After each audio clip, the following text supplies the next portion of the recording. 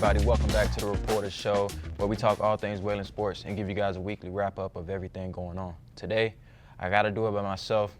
My guys are still on the road trip. I don't know how.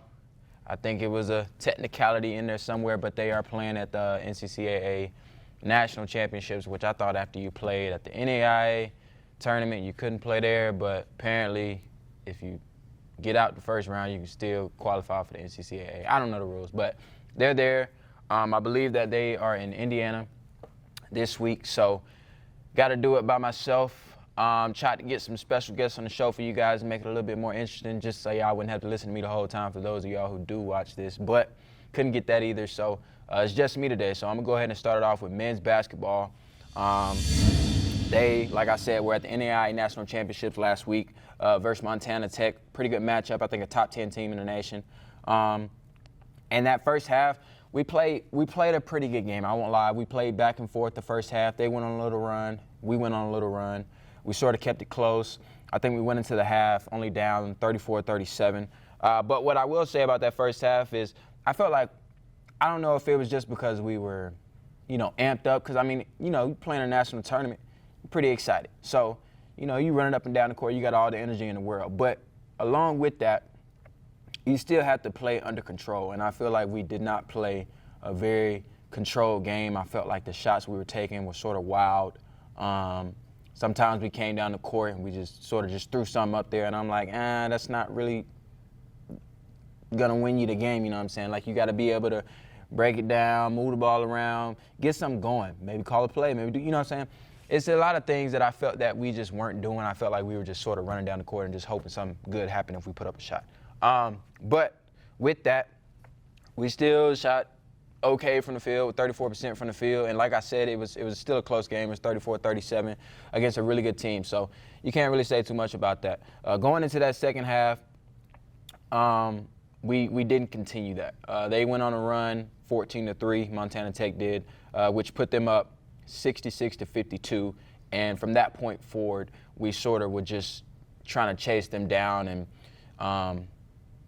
it didn't really do too much after that. We ended up losing that one 67-75, and it was the same scenario that happened in the first half. In the second half, when we got down big, we started just forcing everything. We were coming down the court, just trying to put up a shot, just trying to draw a foul. And when we weren't getting the fouls, we weren't hitting the shots because they were crazy shots to begin with. And it just didn't look too good for us from that point. I remember listening in on the game. I was able to watch this one, and the announcer was talking about how if he was the coach and his players were coming down the court and taking those shots, he wouldn't be too happy. And I was thinking the same thing, because I'm like, you're coming down the court and you're telling me that you guys have multiple possessions where only one guy is touching the ball. That's not going to win you games, you know what I'm saying? You got to move the ball around. I understand if you coming down the court, it's a fast break, you know what I'm saying? It's cool. That's a one-man possession. That's understandable. Maybe if you come down, they give you a wide-open shot, you take it, cool. But that's not what was happening. We were coming down the court and forcing up shots. And only one man was touching the ball. Move the ball around, get something going. And from there, like I said, when you get down that big, hero ball ain't gonna get you to where you want it to be. And so we were trying to play hero ball, and it didn't really work out for us. We ended up, like I said, still losing that game. But we had some notable players. Quentin had 11 in the first half. He ended up with 19 overall. D-Mike had 14 points and 11 rebounds. Michael had 13, and Tajay had 12. So, I mean, I guess it's not the end of the season. They still got the opportunity to go play more basketball this week. Hopefully they come back maybe with the NCCAA National Championship. That's still nice. But, of course, at the end of the day, everybody wants the NAIA National Championship. So I know that's tough for them to come off of that loss and have to, turn around and go play at the next tournament. But, take what you can get, man. So I hope that they are preparing themselves for, I think they play their first game tomorrow, and they'll be playing throughout the rest of this week as well. We'll take it next into women's basketball. Women's basketball also at the NAIA National Tournament. Their first round was against Columbia College, who was also a very well-ranked team nationally, and they were coming off of a 9-game win streak. So it's a game where You know, you're going in there and you're expecting to face a really good team. You're expecting to face a team that's hot because they haven't lost in a little while. And they came in this game cold. So that was very beneficial to us that they came in the game cold. But Columbia College, they weren't hitting any shots.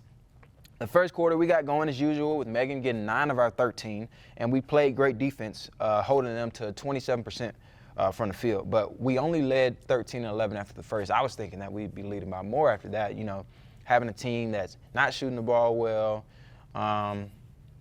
holding them to 27% from the field. You know, I'm thinking, all right, we're going to come down and get some more points. But we didn't capitalize on every opportunity that we had. But when you go into the next quarter with the lead, that's all you can ask for. So that was good. And then in the second quarter, we went on an 8-0 run to put us up big. But they answered back with a couple threes to go up 25-22. And we went into the half down 1, 30-29. And so the rest of the game was back and forth. And to that last 5 minutes, we started to gain control after a 3 by Bobby and a layup by Linda off of a steal. And so we took that lead and we held on to it to win that game 66-62. So we won the first round. That moved us on to the very next day on that Saturday. And some notable players from that game was Megan. She had 19 and 18.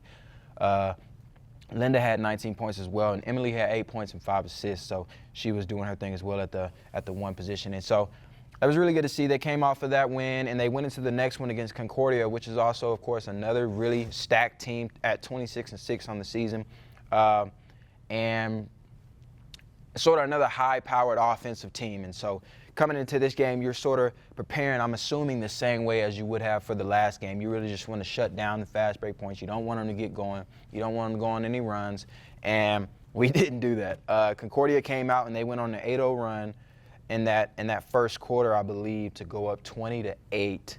And after the first quarter, we were down by 11, being outscored 23-12. And so the second quarter, though, we flipped the script and we went on a 9-0 run to get it back within 4 with 3 minutes left in the second and outscored them 20-13 in the second quarter. And so we went into the half only down 4, 36-32. But what I did notice is that we had to do it without Megan. Megan had no points in that first half. It wasn't that she wasn't taking any shots. It's just that none of her shots were falling. I wasn't able to watch this game. Unlike the other game, this game was you know, they were charging us to watch the game, so I didn't watch it. I just kept up with the stats. So I don't know if they were doubling her or what the defensive strategy was for her, but they shut her down. She wasn't able to get it going, and that was big for them because without Megan, I think that really sort of, I don't want to say it took us out of the game in that first half, but it gave them the advantage that they needed because everybody knows that the Flying Queens this year, it's been ran through Megan. Everybody knows you get the ball to Megan or shoot the ball, hope Megan get the rebound, she'll put it up and score again. So everybody knows if you shut Megan down, you're probably going to win the game because that's our offense. And so, but because of that, we had some other players step up. Peyton North, a freshman this year, stepped up. She was a dark horse in the first half. She led the team with 8 points. And so that was really good to see, and that really helped us stay in that game, only being down 4, like I said. So we went into the second half, and we put ourselves in another hole, man, allowing them to go on another run, 9-0, and they never came back from it, man. We lost that one 62-80.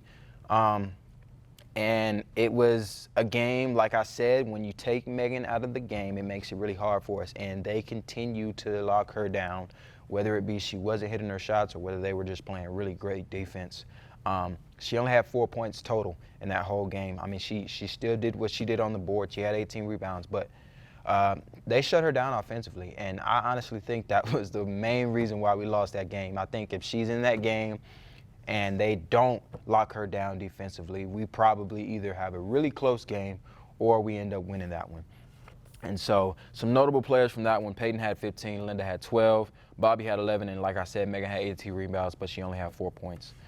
So that was tough to see, but, you know, I don't think they got the bid for the NCCAA National Tournament, but I also think it was because they made it past the first round. So that'll be the end of the season for the Flying Queens. It was still a really good season. I mean, I know that's not the outcome that we wanted. I know the outcome is always to win the last game of the year, and we just couldn't get it together. We ran into some really good teams, 27-4 against Columbia, and Concordia was 26-6. Both of them, I'm assuming, were top 10 teams in the nation. If they weren't, they were still probably ranked. And I know coming off of our season where we didn't have a really prolific season shooting the ball, we still played very well without scoring. I mean, you know, to be able to win games without shooting the ball well is really good. You know, sometimes teams, if they're not shooting, they're not going to win. That's just the answer. But we didn't shoot the ball well all the time, but we still made it to the second round, the NAIA National Tournament, and played some really good ball throughout the year. So hopefully next year we can come back and, you know, try it all over again, hopefully. And, yeah, that's it for women's basketball, man. So let's go ahead and take it on to baseball. Baseball was, I don't even know why I'm taking it on to baseball. Baseball had their series canceled this past weekend against LSUA. They had a 4-game series scheduled. They were going to go to Louisiana, but I think the rain or some weather issues prevented them from going down there, so they didn't end up playing that game. So they'll be playing Sagu this weekend, and then they'll probably schedule some more games throughout the rest of the year to sort of make up for those 4 games lost there. But softball is the next big subject, and I say big subject because softball has been playing phenomenal over this past week, man. They had their games moved from 2 weekends ago to the week of spring break. So they had a conference matchup against Texas Wesleyan Tuesday, Wednesday, and then they had another conference matchup Friday, Saturday. So they had a lot of ball going on this past week, and they also had a lot of good things going on. So like I said, that first matchup was against Texas Wesleyan on Tuesday in game 1. Addie had a phenomenal game. She had a complete game through 7 innings. She gave up no runs on 6 hits, 1 walk, and 1 strikeout. We played a perfect game defensively. And I've been talking about that recently, how we make too many errors. But they locked it up this week, man. They had no errors in this game. It was a perfect game defensively. We were making great plays, and we were making the routine plays. That's the big thing. It's always, you know, it's always cool to make the great plays, but are you making routine plays? And yes, they were. They were making the routine plays. We shut them down. They scored no runs at all throughout that game, and we manufactured runs very well offensively. We were bunting the ball. We had timely hits when runners were in scoring position. We had back-to-back doubles by Michaela and Ariana that got us going early, and then a sac fly that scored another, making it 2-0. Top 5, they were threatening with the bases loaded, but Addie got out of it with the ground out to second base, and we got them on, moved them over, and drove them in, and ended up winning that game 4-0. Some notable players was Absidy Garcia, 2 for 3 with an RBI. Reagan was 1 for 1 with the RBI, and Ariana was 1 for 3 with an RBI. Game 2, we kept it going. Amber this time was the pitcher on the mound, and she controlled the game just as well as Addie did. She also had a complete game. Through 7 innings, she gave up no runs on 4 hits, 1 walk, and 3 Ks.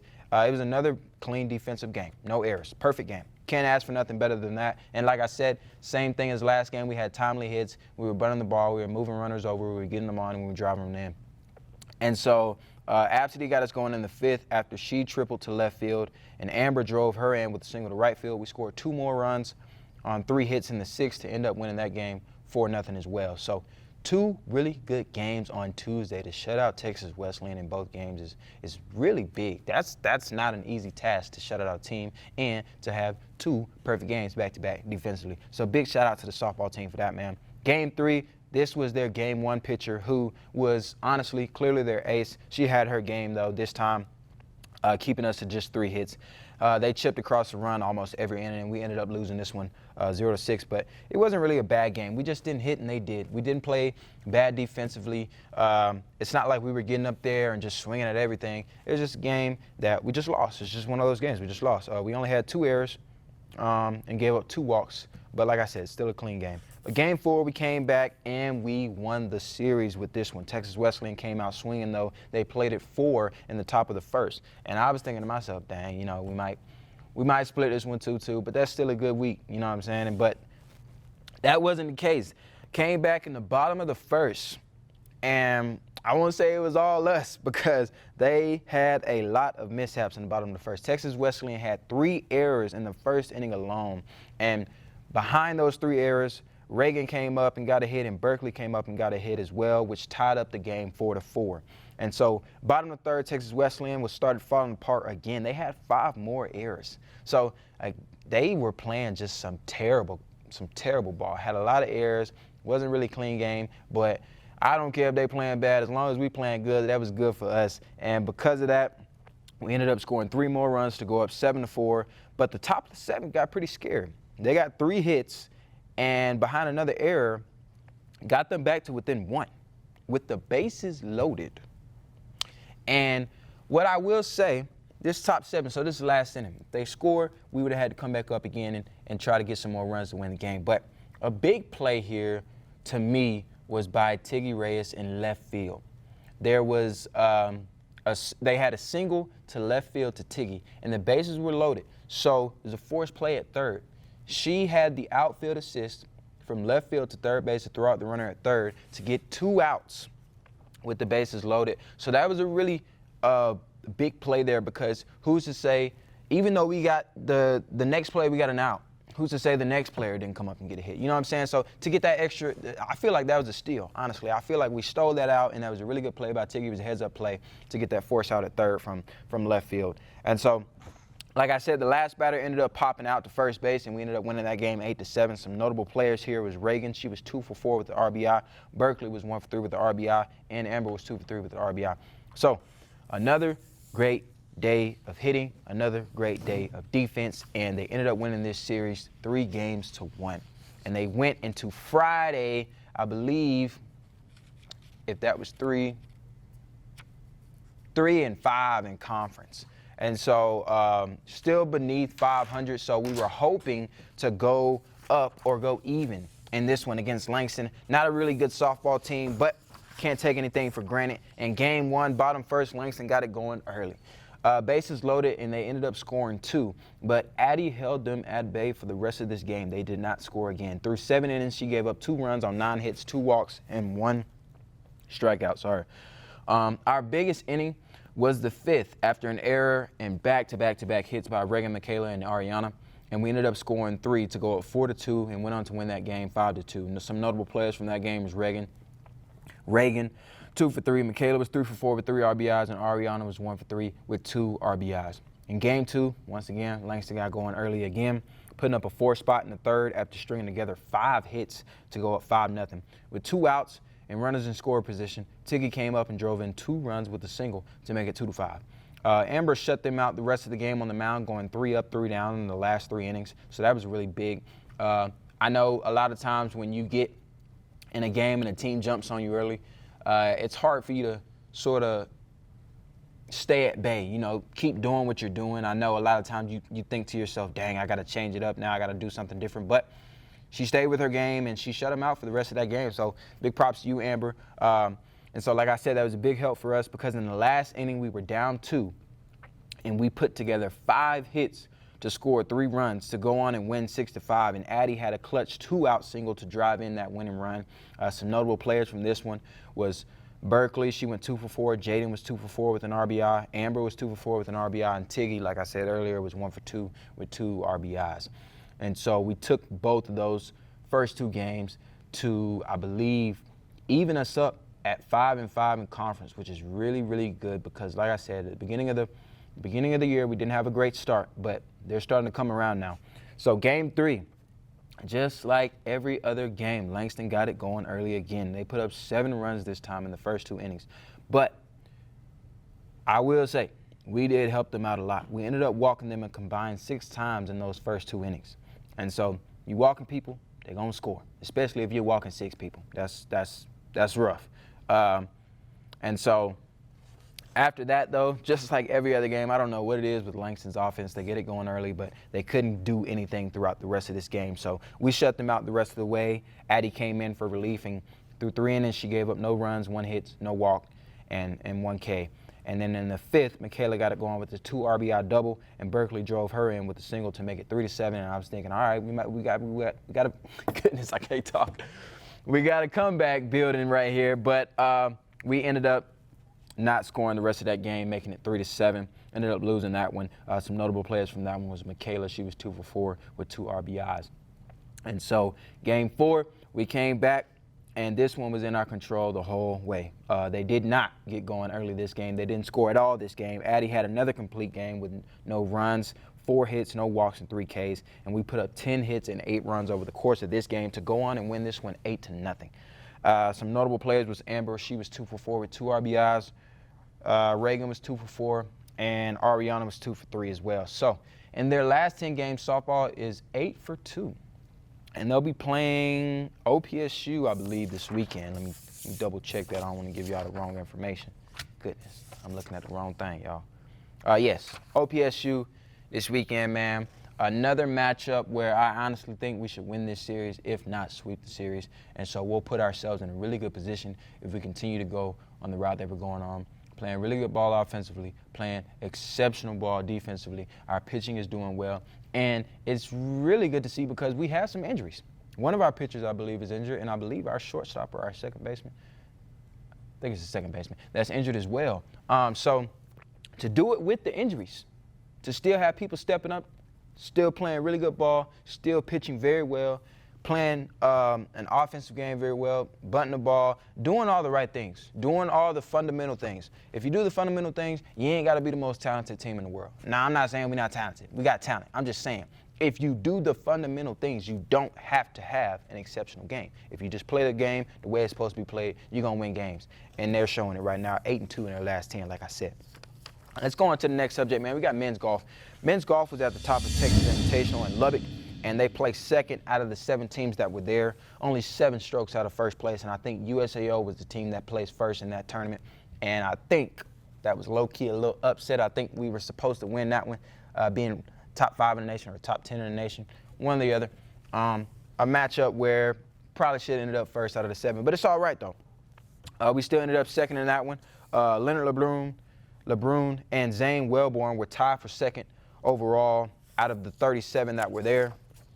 And Leonard shot 3 under par in round 1, 6 over par in round 2, and was even with par in round 3 to end up shooting 3 over par overall. Zane shot even with par in round 1, 1 over par in round 2, and 2 over par in round 3 to end up shooting 3 over par as well, which is why they were tied for second. Benjamin Luker was tied for 5th, and he shot 6 over par overall, and Sasha Brindle was tied for 12th overall, and he shot 11 over par overall. We did have the most eagles in the tournament with 6, and like I said last time, an eagle is when you shoot 2 under par, which is an exceptional thing, man, to have 6 of them.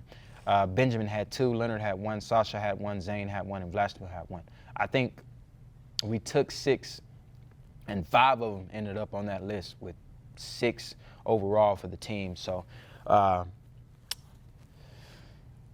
I think it's honestly a little bit a surprise for us not to finish in first place. So we'll keep up with that. We'll see what happens with these next rankings that comes up at the end of March, I believe, and hopefully we're still in that top 10, man. But like I said, we still placed second out of 7, and we still had some really good play by our players. 5 out of 6, or was it 4 out of 6? I think 4 out of 6 of our players placed in that top 15, so that's really good, man. Women's golf turned it around this week, man. I know we were talking about them, or Tuck was talking about them pretty bad a couple weeks ago, but they came out this tournament. They placed 3rd overall out of 9 teams that were there. Mason Garrett and Ashlyn Watley were a big part of that. Mason placed 9th out of 54, shooting 9 over par after round 1, shooting 10 over par in round 2, and an 11 over par in round 3. Ashlyn placed 14th, shooting 11 over par in round 1, 14 over par in round 2, and 10 over par in round 3. They are currently at the Victoria Vikes Spring Shootout in British Columbia, Canada. They went a long way for this one, man. They're in Canada at a tournament right now, but like I said, we'll always cover whatever is going on this week, next week. So we'll get on to that one next week, guys. And that's all we got for y'all. I know it's a quick one, man. I have too much to help me out with this one. No extra commentary. We did have some top 5 plays. You guys will see that up. And our upcoming games this week, we got today baseball versus Southwest. I think that's an away game. It's not a home game. Baseball traveled to Southwest New Mexico. So they have I think it's a 1-9 inning game there. Tomorrow, like I said, men's basketball will be starting off at the NCCAA National Championships against Asbury. Friday, track and field will begin their outdoor at Texas Tech. I don't know why I can't say this word. The Masked Rider Open. Baseball will be against Sagu here at home on Friday at 2 and 5, and Saturday they will be here as well against Sagu at 2. Softball will be at LPSU this weekend for their weekend series.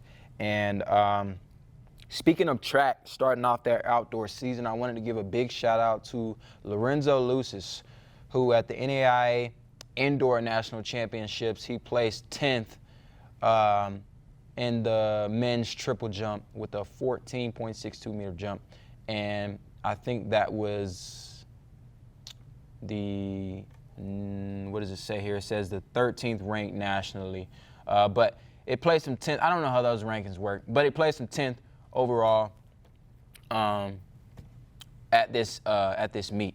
I think it's 13th overall for the best jump over the year. So yeah, 13th overall, best jump over the year. He placed 10th nationally out of I don't know how many. So big shout out to you for that. Our players of the week this week, I'm gonna give it to 2 people.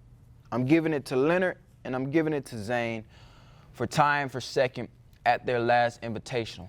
And I do that because I went to go check, players of the week for the Sooner Athletic Conference. And I saw that golfer from OPSU got player of the week or golfer of the week for the golf subject. And I was very confused by that because this player was in the same tournament as our team and they placed last.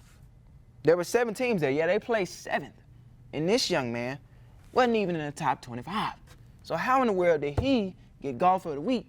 And we had 3 individuals in top 15. I don't understand that, but that's the SAC. I don't know who vote. I don't know if it's stats. I don't know what it is. But we got our certified players of the week, man, Leonard LeBrun and Zane Wellborn. Congrats to y'all for the great competition that you guys had over this past week. And I know that you guys will keep that going. But that's all we got for y'all this week, man. I hope you guys tune in to the next one. Hopefully I got my guys back next week, and we'll have a better show for you guys. We'll see you guys same time next week.